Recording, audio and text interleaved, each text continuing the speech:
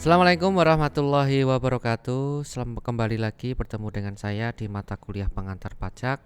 Untuk pertemuan kali ini kita akan membahas tentang pajak pertambahan nilai atau PPN.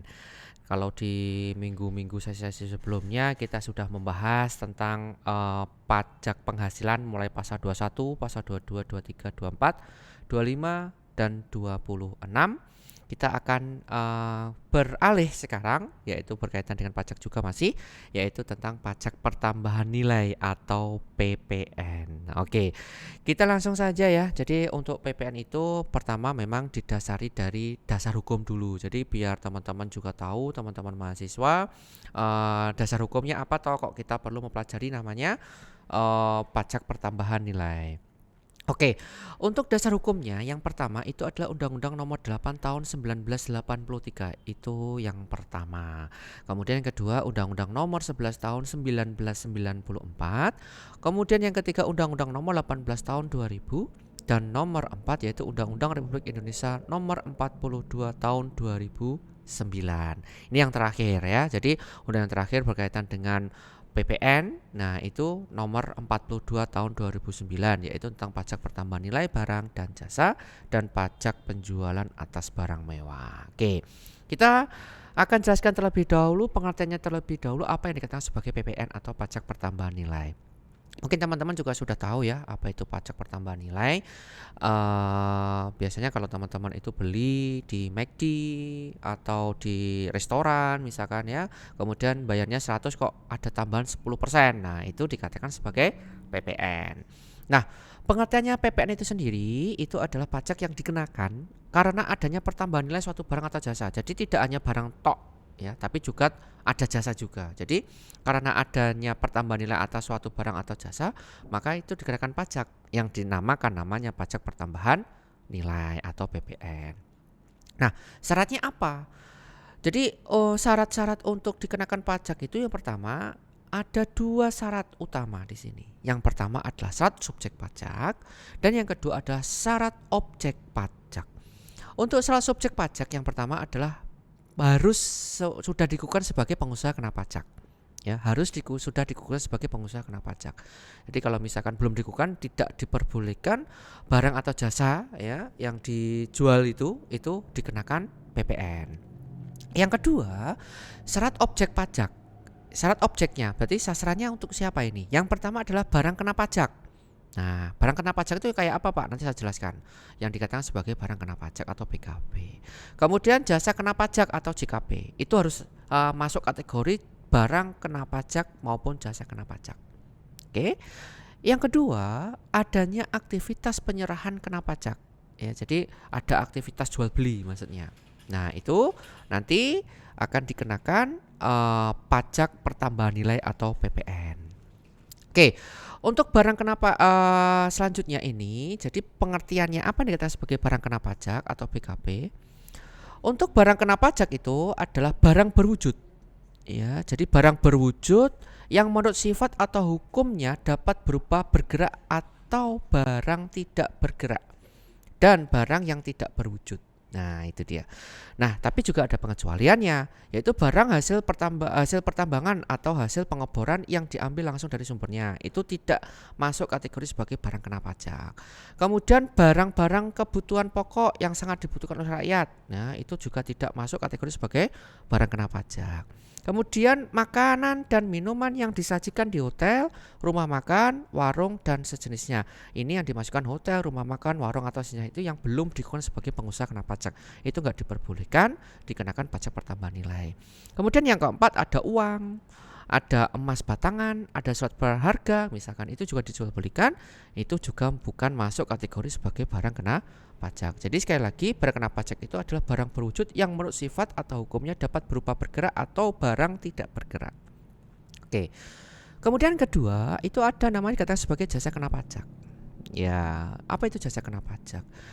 Yang dikatakan sebagai jasa kena pajak atau JKP itu adalah setiap kegiatan pelayanan yang berdasarkan suatu perikatan atau perbuatan hukum yang menyebabkan suatu barang, fasilitas, kemudahan, atau hak tersedia untuk dipakai termasuk jasa yang dilakukan untuk menghasilkan barang karena pesanan atau permintaan dengan bahan dan atas petunjuk dari pemesan. Ya, biasanya itu kalau jasa itu kan berarti kan kita membuat itu sesuai dengan pesanan apa yang dipesan oleh pemesan. Seperti itu.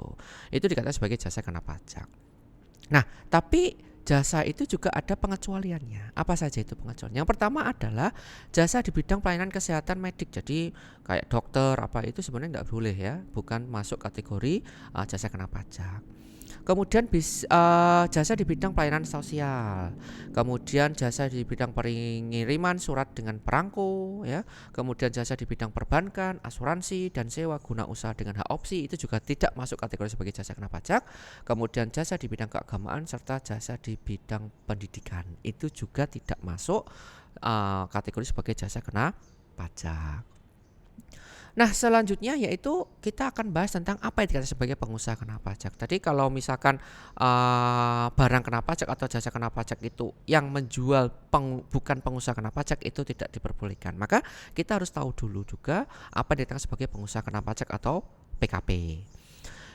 Yang dikatakan sebagai pengusaha kena pajak atau PKP yaitu yang melakukan penyerahan BKP atau JKP. Jadi barang kena pajak atau jasa kena pajak yang melakukan penyerahan itu dikatakan sebagai pengusaha kena pajak yang dikenakan pajak berdasarkan Undang-Undang PPN. Ya, tadi sudah dijelaskan yang terakhir nomor 42 tahun 2009. Tidak termasuk pengusaha kecil ya, yaitu omset per tahunnya maksimum 4, jadi tidak kurang dari 4,8 miliar. Ya, jadi omsetnya itu tidak kurang dari 4,8 miliar sudah dikukur sebagai pengusaha kena pajak, maka dia juga akan dikukur sebagai pengusaha kena pajak. Kecuali di sini saya tandai ya merah itu kecuali pengusaha kecil memilih untuk dikukur sebagai pengusaha kena pajak. Jadi sehingga sukarela dia pengen dikukur sebagai pengusaha kena pajak itu berbeda. Ya itu maka dia bisa dikatakan nanti bisa dikatakan sebagai pengusaha kena pajak.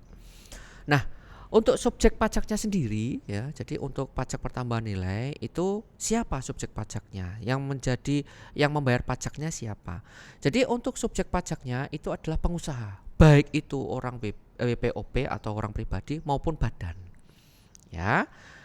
Kalau orang pribadi ataupun badan di sini pengusaha dikatakan subjek pajak dari PPN itu siapa saja? Yang menghasilkan barang, mengimpor barang, mengekspor barang termasuk ekspor barang tidak berwujud misalnya, kemudian melakukan usaha perdagangan, melakukan usaha jasa, memanfaatkan barang tidak berwujud atau jasa dari luar daerah pabean. Itu nanti pengusaha tersebut baik orang pribadi maupun badan itu dijadikan sebagai subjek pajak untuk pajak pertambahan nilai. Nah, kemudian kita jelaskan juga dasar pengenaan pajaknya. Baik PPN, pajak pertambahan nilai maupun PPNBM, pajak penjualan atas barang mewah, itu ada dasar pengenaan pajaknya ya atau DPP-nya. Apa saja itu? Untuk DPP dari PPN maupun PPNBM yang pertama itu didasarkan pada harga jual yang pertama, yang kedua nilai impor, yang ketiga nilai ekspor, dan yang keempat nilai lain yang ditetapkan oleh Menteri Keuangan. Jadi tidak diketahui harga jualnya berapa, nilai impornya berapa, nilai ekspornya berapa diketahui, kemudian itu bisa ditetapkan berdasarkan nilai lain yang ditetapkan oleh Menteri Keuangan yang dipakai sebagai dasar untuk menghitung pajak yang terhutang. Nah, itu sebagai dasar pengenaan pajaknya. Untuk tarifnya sekarang, itu untuk PPN tadi sudah saya jelaskan di awal ya. Untuk tarifnya sebesar 10% dari DPP ya atau dasar pengenaan pajak yang berlaku saat ini. Nilai impornya, nilai ekspornya misalkan atau harga jualnya. Dan juga akan dikenakan tarif 0% juga.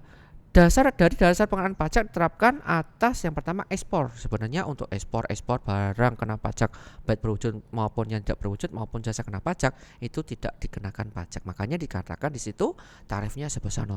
Jadi untuk PPN itu selain ekspor sebenarnya itu dikenakan tarif sebesar 10% ya atas dasar pengenaan pajak yang berlaku saat ini. Nah, siapa pemungut PPN-nya sekarang?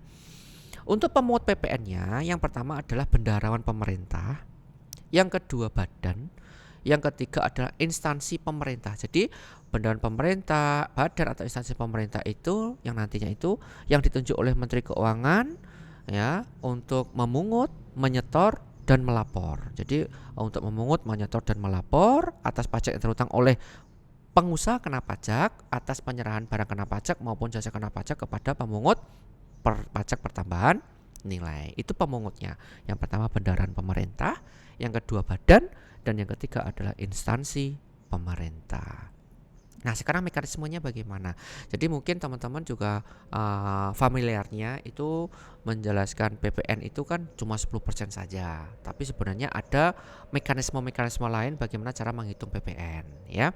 Mekanismenya apa saja? Yang pertama adalah mekanisme nilai lain, dan yang kedua mekanisme pajak keluaran dikurangi pajak masukan, yaitu pajak keluaran dikurangi pajak masukan, ya. Nanti untuk menemukan berapa besarnya pajak pertambahan nilai. Untuk mekanisme lain, nah jadi ini berbeda ya. Untuk yang pengusaha kena pajak tadi, barang kena pajak maupun jasa kena pajak berdasarkan tarif PPN yaitu sebesar 10%. Untuk mekanisme nilai lain ini dipergunakan untuk usaha yang pertama jasa pengiriman paket, kemudian jasa paket wisata. Jadi biro ataupun paket ya, itu nanti juga akan dikenakan PPN sebenarnya, tapi besarnya bukan 10%. Nah, PPN yang dibayar itu yaitu 10% dikalikan DPP nilai lain. Jadi artinya itu DPP nilai lainnya itu adalah 10% dari nilai tagihan, atau bisa dikatakan PPN yang dibayarkan adalah 1% dari nilai tagihannya. Itu untuk mekanisme lain selain yang saya jelaskan di awal tadi. Sebagai contoh misalkan paket wisata ke Bali ya sebesar 1 juta. Maka PPN-nya berapa? Ya 10% dikalikan dalam kurung 10% dikalikan 100 juta, yaitu besaran PPN yang dibayarkan sebesar 1 juta. Nah, itu untuk mekanisme lainnya. Kemudian untuk mekanisme yang kedua yaitu mekanisme pajak keluaran dikurangi pajak masukan, ya, PK-PM. Apa itu pengertiannya? Nah, ini pengertiannya.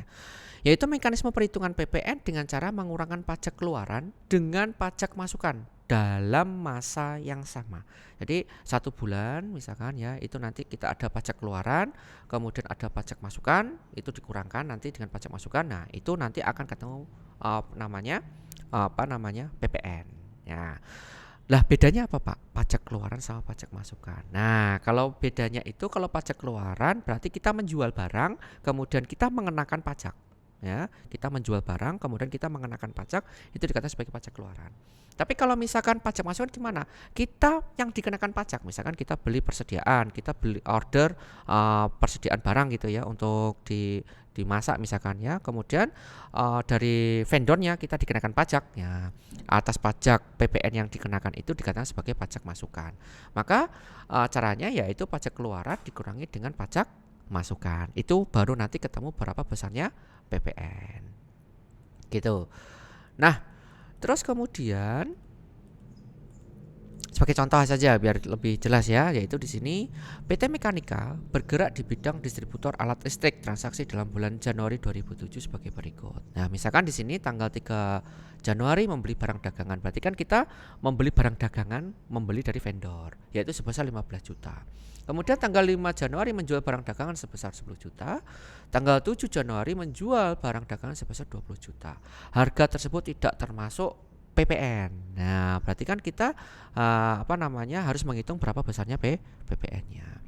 Nah, berapa pajak keluaran dan pajak masukan? Tadi udah saya jelaskan, untuk menghitung berapa besarnya pajak keluaran itu berarti kan ketika kita menjual barang dagangan.